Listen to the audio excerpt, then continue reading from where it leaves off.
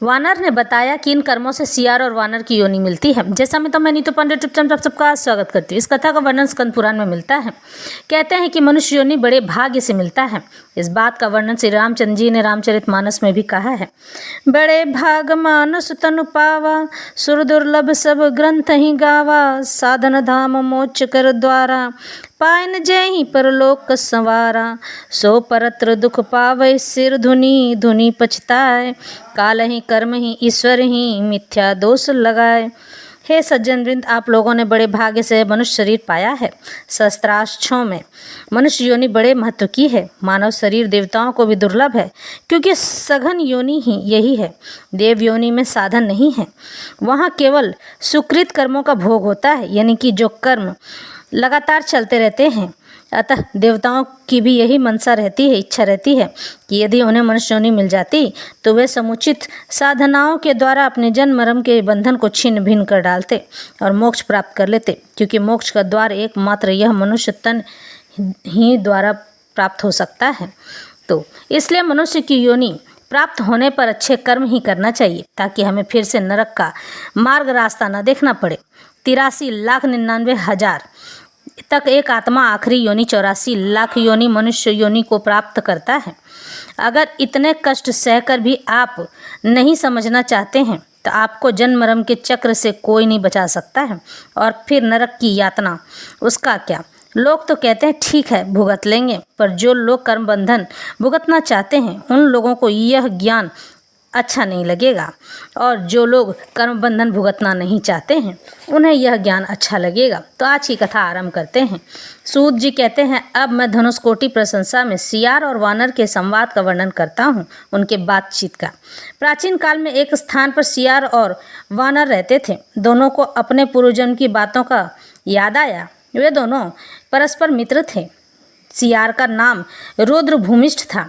एक समय वानर ने सियाल को शमशान भूमि में देखकर पूर्व जन्म पहले के जन्म का याद दिलाते हुए पूछा, हे सियार, तुमने पूर्व जन्म पहले के जन्म में कौन सा अत्यंत भयंकर पाप किया था, जिससे तुम शमशान भूमि में घृणित एवं दुर्गंध युक्त मुर्दों को खा रहे हो?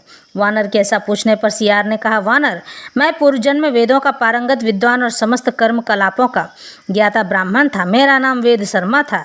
मैंने उस जन्म में एक ब्राह्मण को धन देने के लिए संकल्प करके भी यह धन उसे नहीं दिया था। उसे से सियार हुआ और अब इस प्रकार के अत्यंत घृणित पदार्थों को खाता हूँ, जो दुरात्मा देने की प्रतिज्ञा करके भी कोई वस्तु नहीं देते हैं। वे अत्यंत घृणित सियार की योनि को प्राप्त होते हैं। वानर, ब्राह्मण को देने की प्रतिज्ञा करके यदि वह वस्तु उसे न दी जाए तो उसी क्षण उसके 10 जन्मों का पुण्य नष्ट हो जाता है। इसलिए समझदार मनुष्य को उचित है कि वह देने की प्रतिज्ञा करने पर उस वस्तु को अवश्य दे डाले। ऐसा कहकर सियार ने वानर से पूछा, तुमने क्या पाप किया था जो वानर हो गए? वानर बोला, पूर्व जन्म में मैं भी ब्राह्मण था। मेरा नाम वेदनाथ था। मेरे पिता विश्वनाथ नाम से विख्यात थे और मेरी माता का नाम कमलालया था। सियार, पूर्व जन्म में भी हमारी तुम्हारी मित्रता थी। तुम इस बात को नहीं जानते हो, लेकिन पुण्य के गौरव से मुझे उसका याद है। पूर्व जन्म में मैंने ब्राह्मण का साग चुरा कर खा लिया था। उसी पाप से मैं वानर हुआ हूँ। अतः ब्राह्मण का धन अपहरण नहीं करना चाहिए। ब्राह्मण का धन लेने से नरक होता है और नरक भोगने के बाद वानर की योनि मिलती है। ब्राह्मण का धन अपहरण करने से बढ़कर दूसरा कोई पाप नहीं है। विष तो केवल पीने वाले को मारता है, किंतु ब्राह्मण का धन समूचे कुल को जला डालता है। ब्राह्मण के धन का अपहरण करने से पापी मनुष्य कुंभीपाक नामक नरक में जलाया जाता है। इसके बाद शेष पापों के फलस्वरूप वह वानर योनि को प्राप्त होता है। इसलिए ब्राह्मण के धन का अपहरण नहीं करना चाहिए। उसके साथ सदा क्षमा का ही व्यवहार करना चाहिए। बालक, दरिद्र, कृपण तथा वेद शास्त्र आदि के ज्ञान से शून्य ब्राह्मणों का भी अपमान नहीं करना चाहिए, क्योंकि क्रोध में आने पर वे अग्नि के समान भस्म कर देने वाले हो जाते हैं। सियार, कितने ही समय से ऐसा कष्ट भोगते हुए हम दोनों को इस पाप से छुड़ाने वाला कौन होगा? सियार और वानर इस प्रकार बातचीत कर रहे थे। इतने में ही देवयोग से अथवा पूर्व जन्म के किसी पुण्य वहाँ महा तेजस्वी सिंधु द्वीप नामक मुनि स्वेच्छा अनुसार अपनी इच्छा के अनुसार घूमते वहाँ आ पहुँचे। वे रुद्राक्ष की माला से विभूषित थे और भगवान शिव के नामों का कीर्तन कर रहे थे। सियार और वानर ने मुनि को देखकर प्रणाम किया तथा इस प्रकार पूछा, हे भगवान, आप सब धर्मों के ज्ञाता हैं।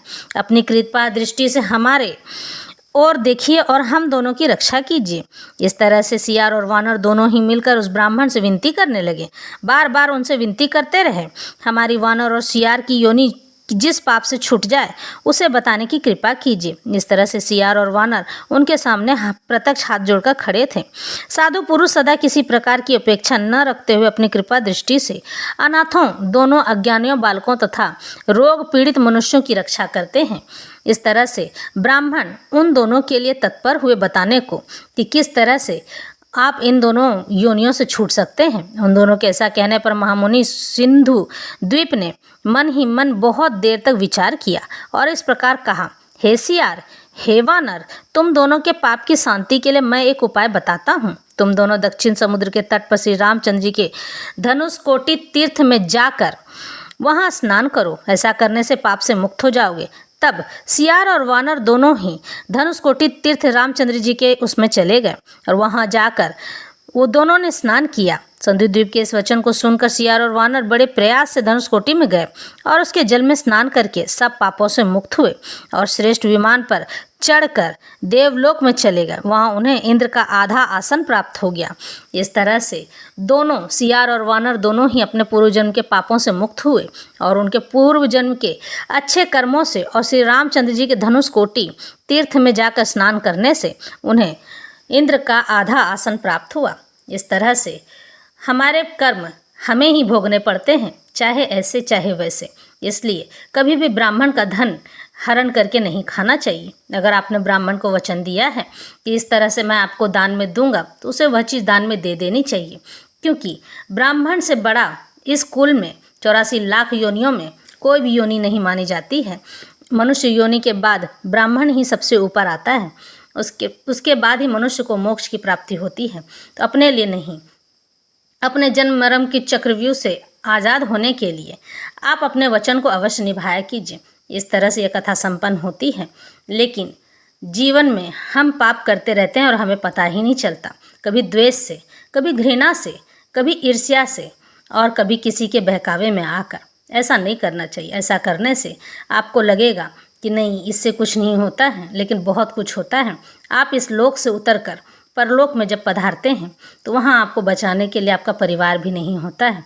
इस मनुष्य योनि में तो आपका परिवार मिल जाएगा, वह आपकी सुरक्षा कर सकता है, आपका हितैषी भी हो सकता है, लेकिन दूसरे लोक में नहीं होता है। अपना जीवन अपने कर्मों का भागी स्वयं बनना पड़ता है। जिस तरह से मनुष्य के शरीर में पीड़ा होती है, उस पीड़ा को देखने के लिए सभी आ जाते हैं, आपको सांत्वना देने भी आ जाएंगे, लेकिन उस पीड़ा का भोग आपको स्वयं ही करना पड़ेगा। यानी आपके हाथ में दर्द है तो उस दर्द को आपको खुद ही सहन करना पड़ेगा।